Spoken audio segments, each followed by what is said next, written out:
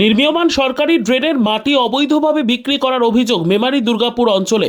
অভিযোগের আঙুল দুর্গাপুর গ্রাম পঞ্চায়েতের স্থানীয় সদস্যের দিকে। মেমারি 1 নম্বর ব্লকের দুর্গাপুর গ্রাম পঞ্চায়েতের বড়োর 278 নম্বর বুথে পঞ্চায়েতের একটি 130 ফুট মতো ড্রেন নির্মাণের কাজ চলছে।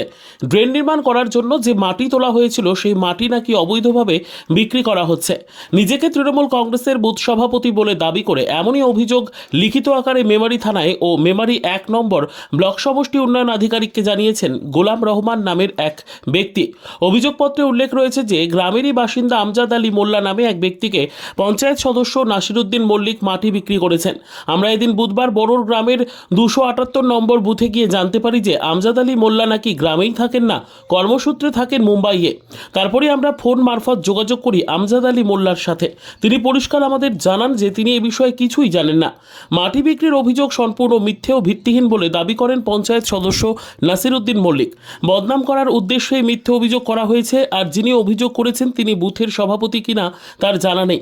কটাক্ষ করে নাসিরউদ্দিন মল্লিক বলেন তার আচার আচরণ তো এমনিতেই ব্লক সভাপতির মতো। পঞ্চায়েত সদস্য নাসিরউদ্দিন মল্লিক বলেন যে ড্রেন তৈরি করতে যে মাটি তোলা হয়েছিল সেই মাটি স্থানীয় মসজিদে দেওয়া হয়েছে সম্পূর্ণ বিনামূল্যে। মাটিটাকে তো পুরো আমি মসজিদকে দিয়ে দিয়েছি, ফ্রি দিয়ে দিয়েছি মসজিদকে, পুরো মাটিটায়। এটা কি হচ্ছে, কাজটা কি হচ্ছে? কাজটা একটা ড্রেন হচ্ছে, সেই ড্রেনের মাটিটা পুরো মাটিটাই আমি দিয়ে মসজিদকে দিই। বিক্রি করেছে না, মসজিদ কমিটি বলবে বিক্রি করছে কি না করছে। সম্পূর্ণ বিনামূল্যে? সম্পূর্ণ বিনামূল্যে। তা আপনার বিরুদ্ধে যে অভিযোগ আসছে মাটি বিক্রি করেছেন এবং একজন নাকি স্থানীয় একজন কিনেছেন, এরকম একটা অভিযোগ আসছে যে আমজাদ আলী মোল্লা নামে একজন কিনেছেন। কিন্তু আমজাদ আলী মোল্লা যেটা বলছে মিথ্যা কথা, সে তো এখানে থাকেই না। যিনি অভিযোগ করছেন তিনি নিজেকে তৃণমূলের বুথ সভাপতি বলছেন। সে বুথ সভাপতি কি আমরা সেটা বলতে পারবো না। আর গ্রামের লোক নাকি ও যেভাবে থাকে গ্রামের লোককে ভাবে যে ও ব্লক সভাপতি, নিজে ভাবে যে ব্লক সভাপতি। আমি ও তো বুথ সভাপতির ছোট কাজ। এমন অভিযোগ করার কারণ কি? কারণ বদনাম করার জন্য, একটা সদস্যর বদনাম করবো, একটা কাজ করছে ভালো, আমরা সেখানে থাকতে পারছি না, সদস্য বদনাম করবে, এইটার জন্য করা। আপনার নাম? আমার নাম নাসিরউদ্দিন মল্লিক। এটা কোন জায়গা? এটা বড়। কত নম্বর বুথ এটা? 278।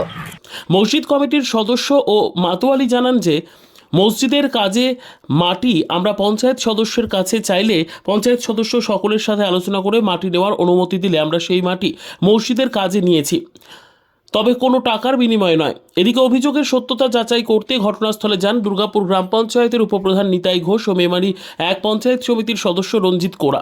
সমস্ত কিছু দেখে দুর্গাপুর গ্রাম পঞ্চায়েতের উপপ্রধান নিতাই ঘোষ বলেন যে দলের ভাবমূর্তি নষ্ট করার উদ্দেশ্যে এটা সম্পূর্ণ মিথ্যে অভিযোগ করা হয়েছে। গ্রামবাসীর সাথে আলোচনা করে মাটি মসজিদকেই দেওয়া হচ্ছে সম্পূর্ণ বিনামূল্যে।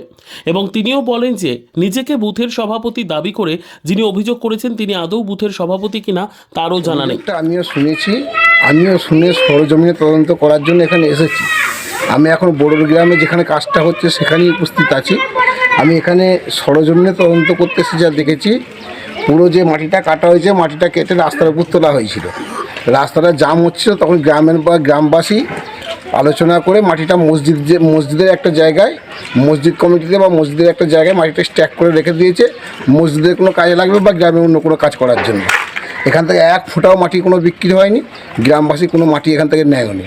অভিযোগটা করা হচ্ছে, অভিযোগটা সম্পূর্ণ ভিত্তিহীন, মিথ্যা অভিযোগ। শুধুমাত্র তৃণমূল কংগ্রেসের পঞ্চায়েত সদস্যদের বদনাম করার জন্য বিরোধীরা এই সমস্ত চক্রান্ত করছে। তিনি তৃণমূলের কোনোদিন বুথ সভাপতি ছিলেন বলে আমার জানা নেই, আর এখন তিনি বুথ সভাপতি আছেন বলে এটাও আমার জানা নেই। প্রতিনিধি মৃত্যুঞ্জয় যশের রিপোর্ট, সুন্দর বাংলা নিউজ।